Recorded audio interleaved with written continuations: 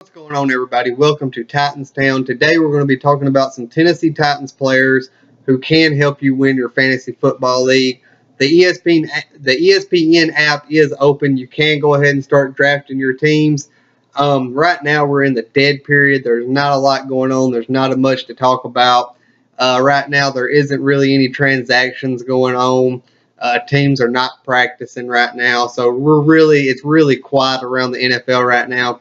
So let's talk about some fantasy football. This is a good time to go ahead and start drafting if you haven't got anything else going on. I do have about 3 or 4 teams as of right now. So let's talk about some of these players on the Tennessee Titans roster who can help you bring home that fantasy championship. The first one is pretty obvious, and that is DeMarco Murray, the running back. Last year he had to deal with turf toe and a messed up wrist. This year he's completely healthy. Coaching staff says he looks just like the old DeMarco Murray that showed up last year at the beginning.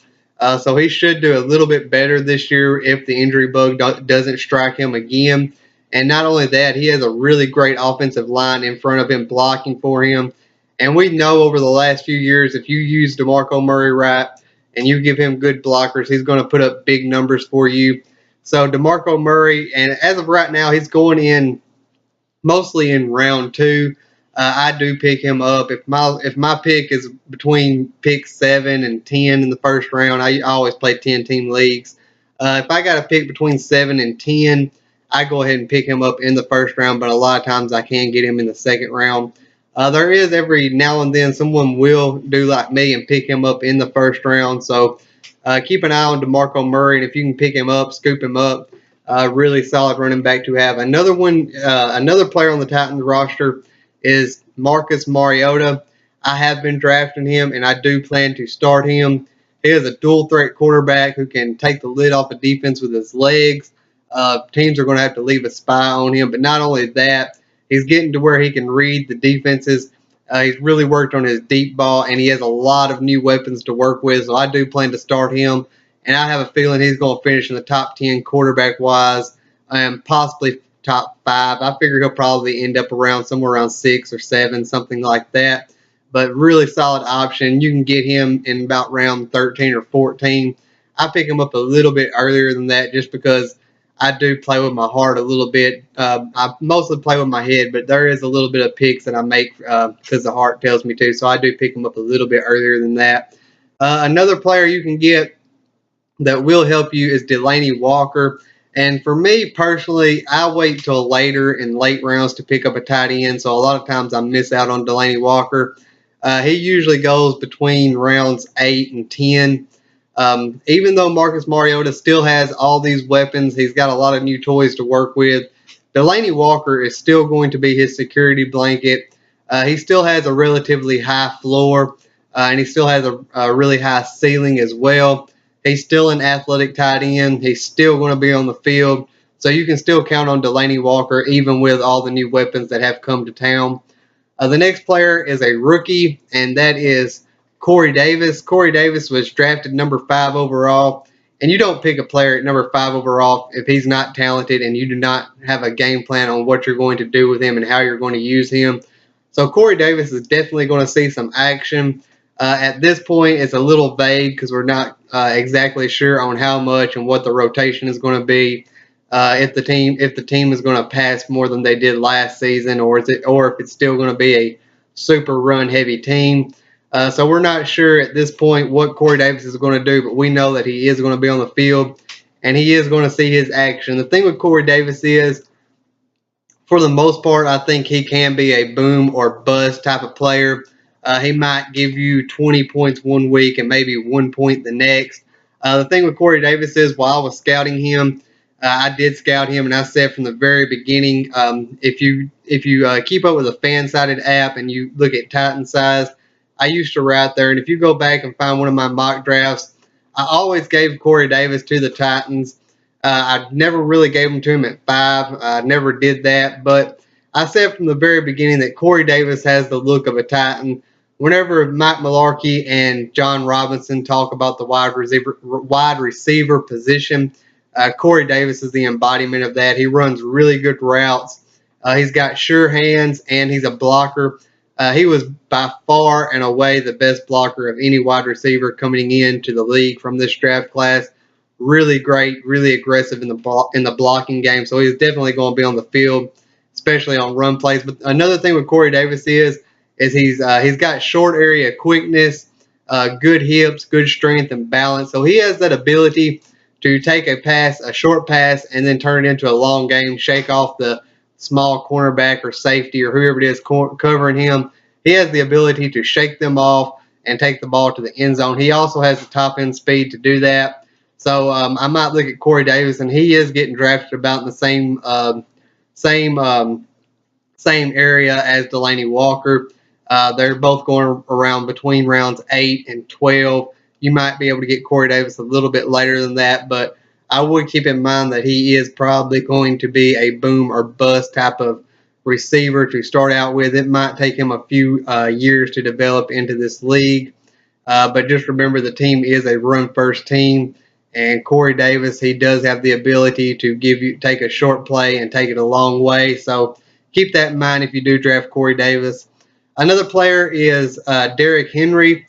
If you draft DeMarco Murray, I would definitely pick Henry up just in case the injury bug does strike. Derrick Henry, they're giving him a lot of good reviews coming out of training camp, mini camp. They're talking about how he looks a whole lot faster than what he did last season. They're talking about his hands are better. He's showing good hands. So maybe in a PPR league, he could potentially see the ball on third down. And they're also talking about how he's been working on his pass blocking ability. So Derrick Henry is definitely waiting in the wings. If DeMarco Murray does go down, the Titans offense shouldn't miss a beat on the field. As far as the fantasy perspective, if DeMarco Murray does go down and you don't have Derrick Henry, that could definitely hurt your chances a little bit. And I don't usually believe in handcuffing players. It's very rare that I do handcuff my running backs. Most of the time, I always try to draft feature backs.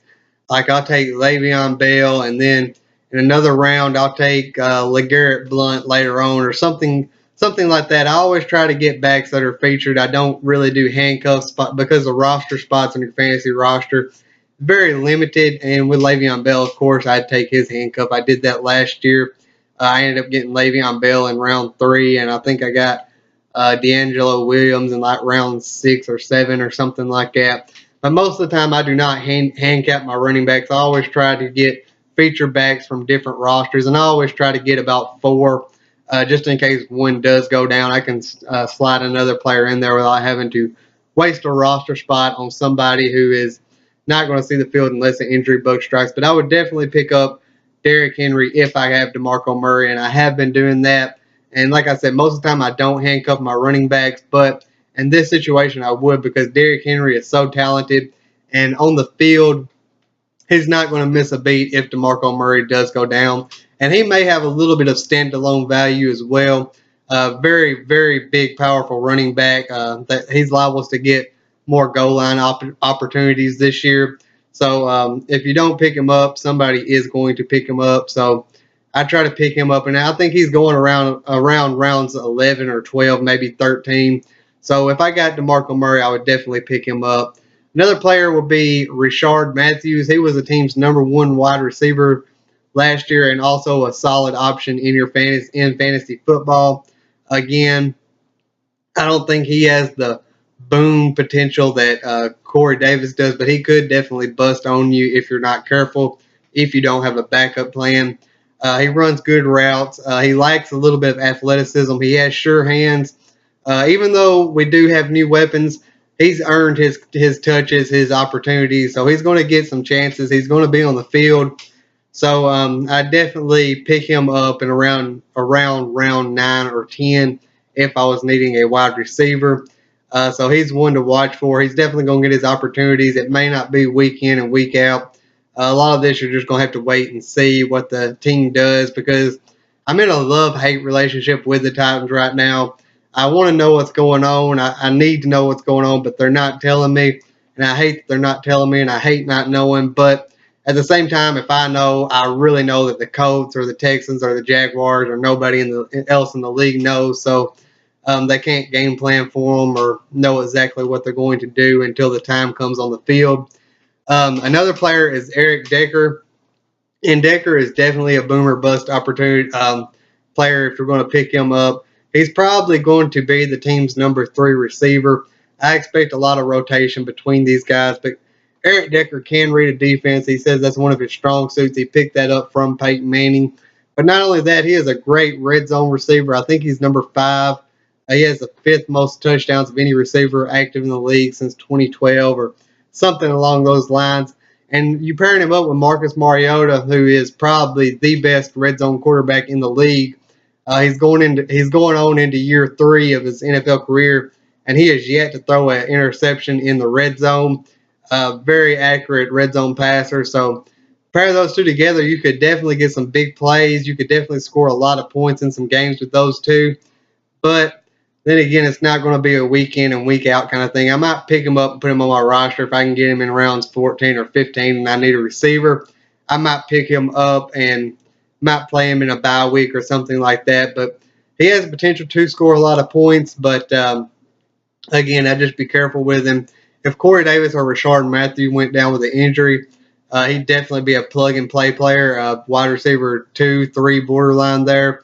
And I believe that's what all these Corey Davis and Rashard Matthews, I think they're both borderline wide receiver 2 or 3. I think Corey Davis is more of a wide receiver 2. I think Rashard Matthews is more of a wide receiver 3. The only other thing I can think of is the defense. From a fantasy perspective, I might put Taywan Taylor on my watch list. Might put Tajay Sharp on my watch list. I definitely wouldn't draft them, and they'd really have to come out swinging for me to actually pick them up.